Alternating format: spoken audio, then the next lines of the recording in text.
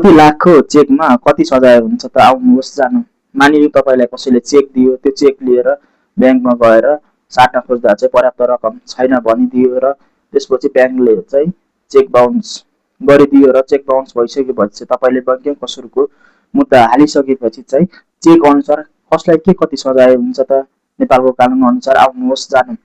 यदि 15 लाखसम्मको चेक भए चाहिँ 1 महिनासम्म कैद सजाय हुनेछ। त्यसैगरी 15 लाख भन्दा माथि र 50 लाखसम्मको चेक भए चाहिँ 1 महिनादेखि 3 महिनासम्म कैद सजाय हुनेछ। त्यसैगरी 50 लाख भन्दा माथि र 1 करोडसम्मको चेक भए चाहिँ 3 महिनादेखि 1 वर्षसम्म कैद सजाय हुनेछ र 1 करोड भन्दा माथि र 10 करोडसम्मको चेक भए चाहिँ 1 देखि 2 वर्षसम्म कैद सजाय हुनेछ र त्यसैगरी 10 करोड भन्दा माथिको चेक भए चाहिँ 2 देखि 4 वर्षसम्म कैद सजाय हुनेछ।